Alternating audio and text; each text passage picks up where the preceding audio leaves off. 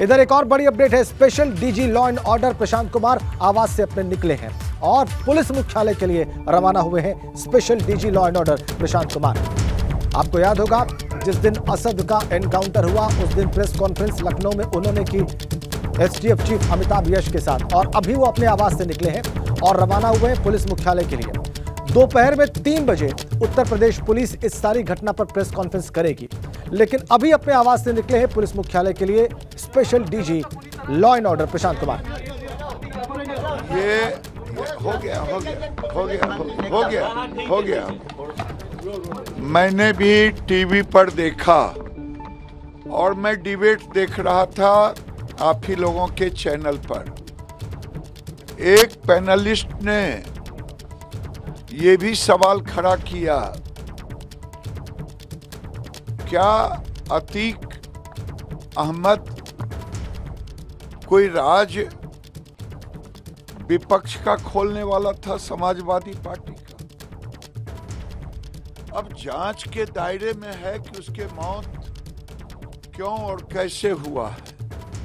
उसके 2 पक्ष हैं, एक पक्ष जो आप उठा रहे हैं, दूसरा पक्ष जांच के बाद पता चलेगा। तो लॉ एंड ऑर्डर क्या यूपी में लॉ एंड ऑर्डर क्या ये पुराना सवाल उठ रहा है ना कि पुलिस कस्टडी में किसी को मार दिया जाता है।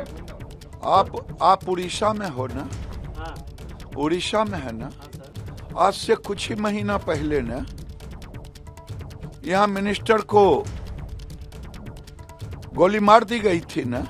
उस समय लॉ एंड ऑर्डर का प्रश्न उठा था कि नहीं उठा? आप उड़ीसा से कंपेयर करते हैं यूपी का लॉ एंड ऑर्डर को।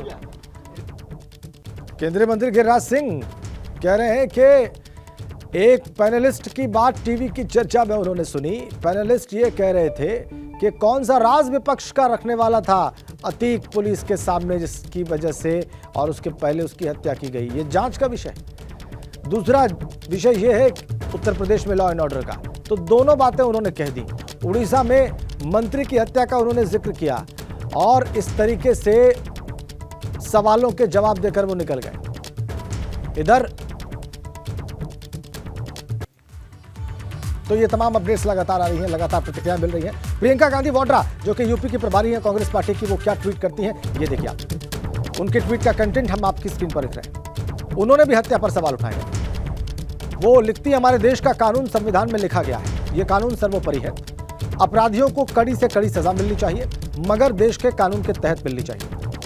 किसी भी सियासी मकसद से कानून के राज और न्यायिक प्रक्रिया से खिलवाड़ करना या उसका उल्लंघन करना हमारे लोकतंत्र के लिए सही नहीं। जो भी ऐसा करता है या ऐसे करने वालों को संरक्षण देता है, उसे भी जिम्मेदार ठहराया जाना चाहिए और उस पर भी सख्ती से कानून लागू होना चाहिए। देश में न्याय व्यवस्था और कानून के राज का इकबाल बुलंद हो, यही हम सबकी कोशिश होनी चाहिए। ये प्रियंका गांधी वाड्रा का ट्वीट है। पिछले राजनीतिक आक्रमणों से थोड़ा अलग दिखता है, सवाल वो भी उठा रही है, लेकिन इसकी भाषा अलग है, इसमें बात कुछ अलग ढंग से कही गई है।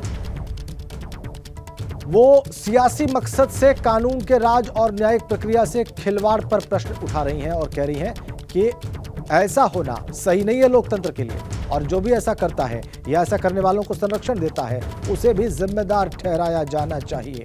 वीरेश पांडे हमारे साथ जुड़े हुए हैं, हमारे यूपी ब्यूरो चीफ, जो कि लगातार प्रयागराज में हैं, लगातार घटनास्थल से आपको रिपोर्ट कर रहे हैं, लगातार वहां की तस्वीरें दिखा रहे हैं, लगातार तमाम बड़ी अपडेट्स दे रहे हैं। और उन्होंने ही सबसे पहले हमें बताया कि प्रियंका गांधी वाड्रा का ट्वीट क्या है इस संदर्भ में। लेकिन बिल्कुल ठीक इसी वक्त था वीरेश, जब ये तमाम ट्वीट्स हो रहे हैं, अभी हमने केंद्रीय मंत्री गिरिराज सिंह की भी बात सुनी। वो एक नए विषय पर बात कर रहे थे। वो कह रहे थे कि एक चर्चा में मैंने सुना कि कोई पैनलिस्ट ये कह रहे हैं कि कौन सा विपक्ष का राज अतीक अहमद पुलिस को बताने वाला था, जिसके पहले उसकी हत्या कर दी गई। ये एकदम बिल्कुल नया पहलू है जो केंद्रीय मंत्री साहब गिरिराज सिंह ने सामने रख दिया है। राजेंद्र, आपने गिरिराज सिंह का नाम लिया। ये भारतीय जनता पार्टी के आए बाएं साएं वाले नेता हैं। आए बाएं साएं, जब गेंदबाज बॉलिंग करता है तो जिसकी गेंद इधर भी जाए, उधर भी जाए, ऊपर भी जाए, नीचे भी जाए, तिरछा भी जाए, उस तरह वाले नेता हैं। और जब ये एमएलसी थे तो भी आए बाएं साए बोलते थे, और उनके आए बाएं साए की वजह से उनको इनाम मिला 2014 में और उन्हें केंद्रीय मंत्रिमंडल में रखा गया। उनकी बात हमेशा आए बाएं साए टाइप की रहती है। जैसा कि उन्होंने कहा कि एक मैंने टीवी पर पैनलिस्ट को सुना तो मैंने ये देखा तो मैंने ये कहा। टीवी पैनलिस्ट को देख के उन्होंने बता दिया कि समाजवादी पार्टी जो है वो इसमें कहीं ना कहीं है। एक ज़माने में गृह राज्य मंत्री हुआ करते थे यूपीए सरकार में श्री प्रकाश जायसवाल जी।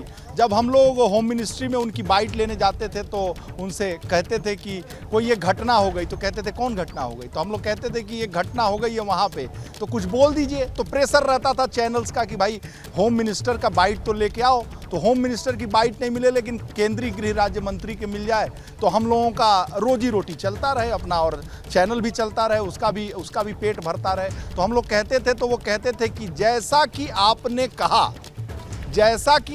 कहा कि प्रयागराज में ऐसी घटना हुई है, अगर ये घटना हुई है तो बहुत निंदनीय है और अपराधियों को सख्त से सख्त सजा दी जाएगी और जो बेगुनाह हैं उनको कोई भी कष्ट नहीं होने दिया जाएगा। वैसे ही गिरिराज सिंह कह रहे हैं, एक टीवी पैनलिस्ट का ये बयान को जो आपने केंद्रीय परिभाषित गृह किया है मंत्री वो बिल्कुल अपने आप में एक अजीब सी बात थी। बहरहाल